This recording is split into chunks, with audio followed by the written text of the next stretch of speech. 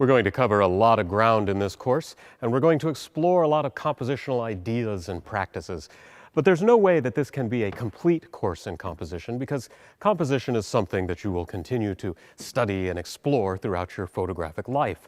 Composition is a discipline, and you need a method for exploring that discipline as you grow as a photographer and as your compositional tastes change.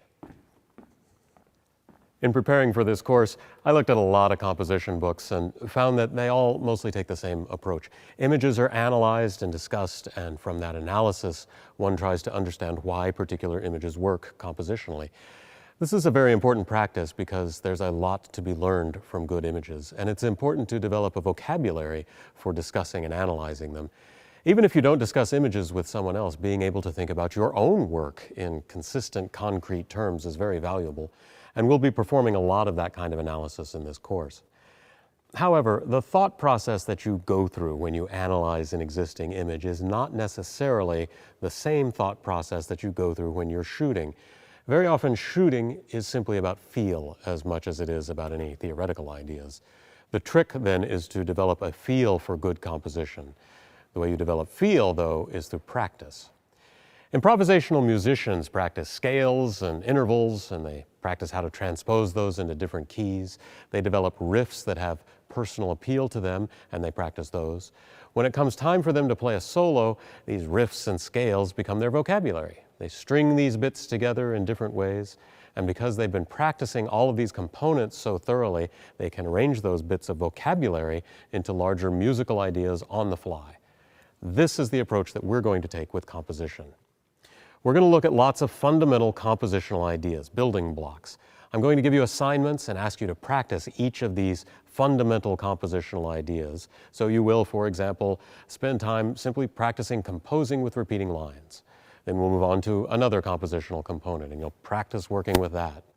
If you do this enough, you will develop a compositional vocabulary. This will do two things. It will help you recognize more potential subject matter because you'll be more familiar with how different shapes and different forms and different plays of light and shadow can be used to create compelling images. Also, when you see something that you want to turn into a picture, you'll possibly already have practice at working with its particular shape or qualities. If you've practiced enough, then you'll simply have a feel for how a thing can be arranged into an image. A lot of times you'll see people offering rules for composition, the rule of thirds, or always photograph children at eye level, or focus on the center of interest. Very often these rules are absolutely right for a scene. But for every example of a good rule, you will find plenty of images that break that rule. Because of this, I want to dissuade you from looking for a recipe for composition. So rather than trying to learn formulas for good composition, I think it's better that you develop a good vocabulary for composition. This will allow you to work well with more kinds of scenes, to find your own ways out of tricky compositional problems, and to eventually develop your own style. Rules and formulas can also lead you into an unsatisfying rut as you continue to shoot images in the same way, or they can lead you to shoot cliched images. Of course, there will be times when you simply don't have a feel for the right composition, and in those instances, you'll want to fall back to a more theoretical approach, and that's where the image analysis that we'll do will come in really handy. To get the most out of this course, then, when I give you an assignment, you will be best served by taking the time to go do it.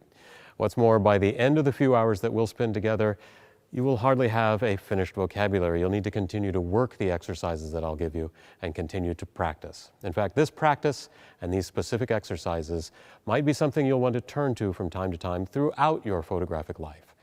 You can't start composing a shot until you've seen something that you want to take a picture of.